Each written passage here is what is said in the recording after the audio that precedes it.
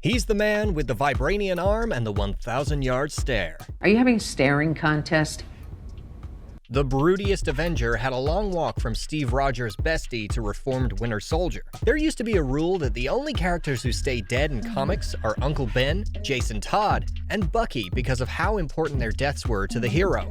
Then Jason Todd came back anyway, and in 2005, Ed Brubaker brought back Bucky as the Winter Soldier for the new Captain America title. Since then, Bucky has become a key part of the MCU. Let's review what led to his team-up with Steve Rogers' other bestie, Sam Wilson. Closer. Well, which way Why do you have to have your legs open? There was a lot of distance between the Bucky of the comics and the Bucky that we got in the Marvel Cinematic Universe. Bucky was very much of the kind of strange golden age idea of the boy Ward. The idea was that heroes and superheroes would have an eager Boy Scout sidekick that the children reading the comic or listening to the radio program or watching the serial would imagine as themselves. Long before a reader poll spelled doom for the boy wonder Jason Todd, Cap's sidekick Bucky died during a mission in World War II that deeply affected Steve Rogers, who all of a sudden started questioning the concept of putting a mask on a 13-year-old and then rushing into a super science version of World War II. For the MCU, Bucky Barnes and Steve Rogers are the same age and best friends. Unlike the scrawny Steve Rogers, Bucky Barnes is big and fit and enlisted in the Army. Steve has been collecting 4F classifications up and down the East Coast until he runs into Dr. Erskine and is introduced to Project Rebirth. Bucky missed his best pal achieving his dreams of joining the war effort because his unit had already shipped out to the European theater. As it turns out, Bucky ends up serving under Colonel Phillips, who was in charge of recruitment for the Super Soldier program before Hydra wrecked the place. He also happens to be captured by Hydra when his childhood friend shows up as part of a USO show. Because the Army thought if they only had one super soldier, the best use for that was to sell war bonds. Finding out his best friend was captured, Steve Rogers decided to prove that USO shows were a waste of a super soldier by recruiting the captured men from Hydra. That's when Bucky joins the Howling Commandos, who, with his childhood buddy Rogers, destroy a bunch of Hydra installations. It all comes to an end during an attack on a train when Bucky appears to fall to his death during the assault. Oh no! He'll be back. This is where things get a little hazy for old Bucky. Because of the experiments that Hydra had already performed on Bucky, he was able to survive the fall minus his left arm. He's discovered by Hydra once again. Man, those guys are everywhere. And shuttled off to Siberia. At the end of World War II, the Strategic Scientific Reserve, the good people who brought the war effort Captain America, decided they wanted some of that sweet, sweet Hydra science and recruited former Hydra scientists as part of Project Paperclip. It was a well-thought-out plan that in no way would end up undermining the newly formed SHIELD with a core of Hydra loyalists. But undermining SHIELD from the inside was only part of their plan. Out of the Siberian holding facility, Hydra kept their own super soldier program going with Bucky. Replacing his left arm with a robot arm, they managed to create a super soldier out of Bucky. Knowing how hard it is to just get one super soldier, they decided that letting theirs age normally while not out killing people was a waste, and would put Bucky on ice when not out on a mission. To ensure Bucky killed exactly who Hydra wanted dead, they programmed Bucky with a set of key phrases making him compliant.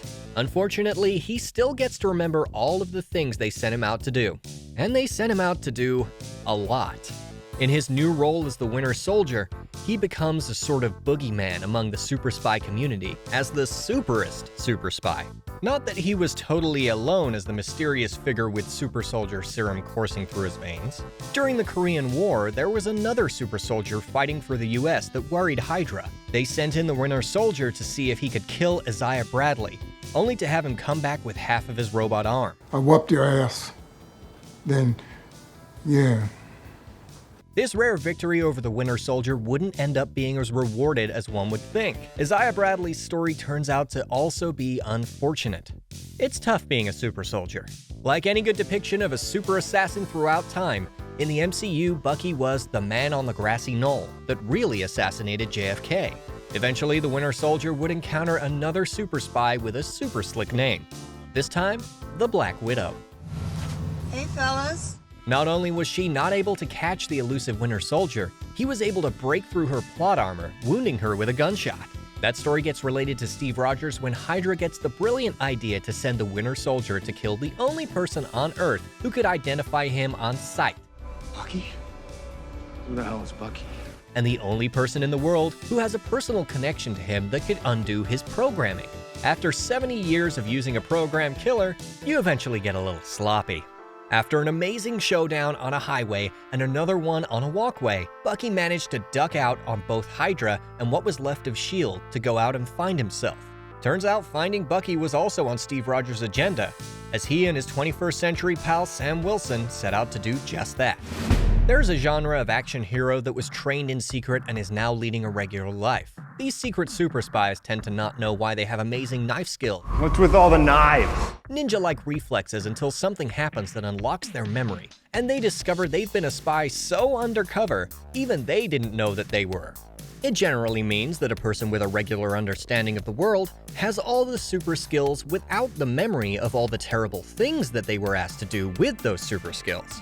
Unfortunately for Bucky, that's not the case. It would have been a hard sell anyway, trying to come up with a mundane explanation for a super advanced robot arm and super soldier strength. Instead, Bucky got to live with the memory of all his training and all the things that Hydra programmed him to do with that training.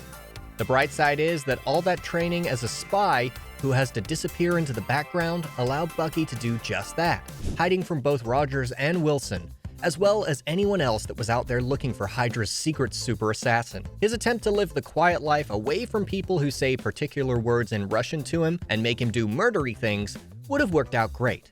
But then a super robot created by two Avengers decided to drop a city on a struggling Eastern European nation, and things took a dark turn.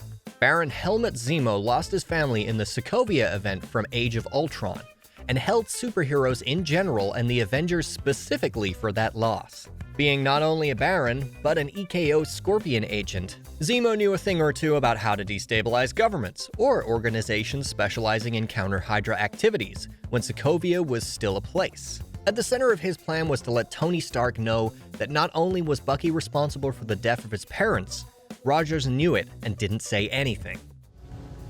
Did you know? Instead of just sliding into Stark's DMs with the news, it involved an increasingly complex set of events that started with framing Bucky for the death of King T'Chaka of Wakanda.